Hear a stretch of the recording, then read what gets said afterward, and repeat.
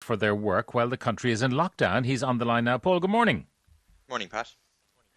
Now, clearly people are not fobbing in and fobbing out, so these are not the expenses paid on foot of a fob. These are, what, are they unvouched expenses that TDs get routinely? I mean, these are the FOBs expenses. Interestingly, Which, if you're not so fobbing, then you they, can't they claim. So, so they have, I mean, put into the freezer the fobbing system for the moment in the context of the coronavirus. Effectively, what happens is that TDs and senators are paid a travel and accommodation allowance based on where they live. So there's different bands, mm, Dublin and then outwards. Then they have to fob in a certain amount of days in the year. If they don't do that, then they're forced to repay some of that amount. So at the moment, there is no fobbing. They have done away with that. Even those who are going into the Dáil are asked not to fob at this time. But the reality is that TDs, of course, are still being paid, and senators, presumably, the travel and accommodation allowance at a time when there is they're not very travelling. little. Uh, Yes, or very little anyway. yeah. So how much is involved? I mean, how many millions for this period might be at stake? Well, so the furthest band, so the most that a TD could get, which I think would be if you're in Donegal or possibly Kerry, is 34,000 euros in a year. In Dublin, it's 9,000 euros in a year, and then it's kind of in between that.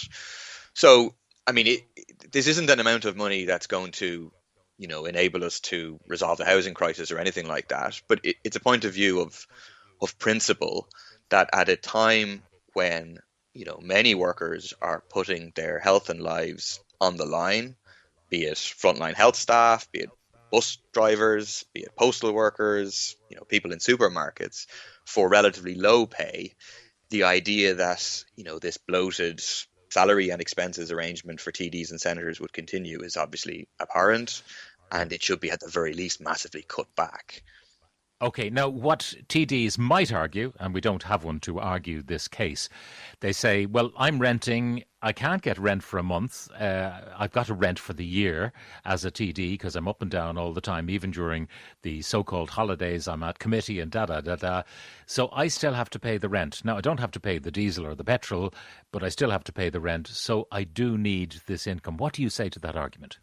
Well, I think there is a case there. I mean, the answer to that case, and that's always been the answer, is that we should have a vouched system for these expenses. You can have a Yeah. vouched system combined with a fobbing system. The idea that there's any sort of unvouched expenses in this day and age doesn't make sense. So that would deal with it.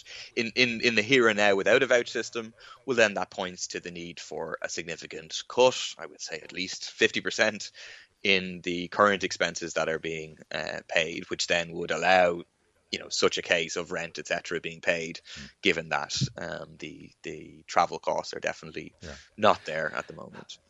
Yeah, I mean, there's a problem. Obviously, horses for courses. Some their circumstances haven't changed. Those in the Dublin area, for example, things have not Yes, changed much for exactly. them. I want to ask you about another thing that you've been talking about. You were saying that the Fine Gael and Fianna Fáil document, the framework document, is a blatant trap for left-wing parties. What do you mean by that? I mean that the idea that they are newfound converts to the role of the state in the provision of housing. They're in favour of a one-tier health care system, etc. I don't believe any of that.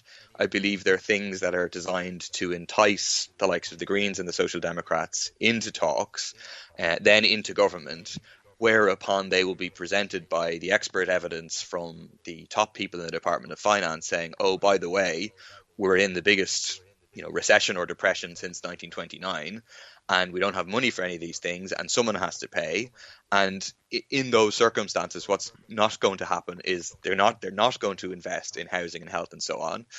They're not going to drop the court case. I asked it yesterday in terms of the Apple tax money. They're allowing the tax exiles to continue to be tax exiles, even if they can't be out of the country because of the coronavirus. So all of the indications is they're going to continue with the same policies that they had after the last crisis, which is to make ordinary people, working class people, young people pay the price for the crisis. And that will mean, significantly more austerity, and it'll point Okay, in the so exact are opposite you direction of saying what their to program are is. you saying to the Social Democrats, to the Labour Party, to anyone on the left, independents on the left, don't go near this government information with a 40-foot pole? Yes, I think they would be That's making a it. huge political error if they did that.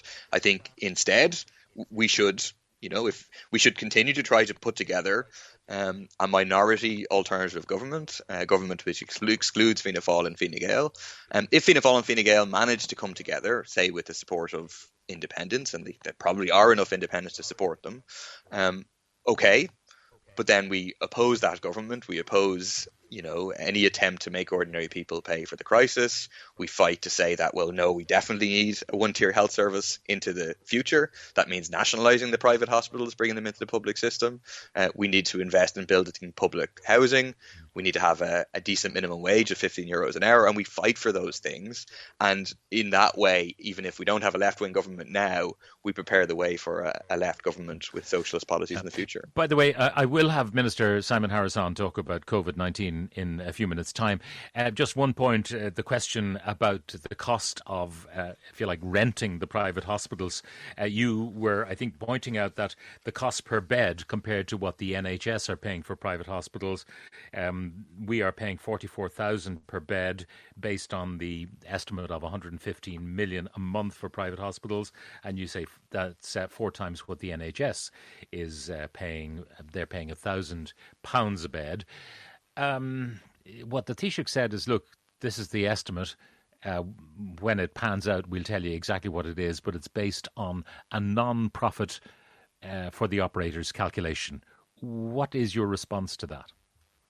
Well, I think we need to see the details. And the Taoiseach confirmed to me yesterday under questioning this figure of 115 million estimated. Then I went and did the maths on it and saw that in Britain they're paying €10,000 on about per bed. We're paying €44,000. And then I asked the Minister for Finance, Pascal Donoghue, later on, how can you explain this? Can you give us a breakdown? And he wasn't able to give us a breakdown at all. So I think we need to see a breakdown of the figures, because it's quite possibly the case that there's no kind of line in the figures for profit. This is the profit for the private hospitals, but instead there could be a certain margin built into each of the items. So we need full transparency on this, because it is a lot of money. It's certainly very far from, it was kind of publicized in some places as, oh, they've nationalized the private hospitals, they're creating a one-tier health service. Actually, they're paying them quite a lot of money. All right, we will put that point to Simon Harris in a few minutes' time. But right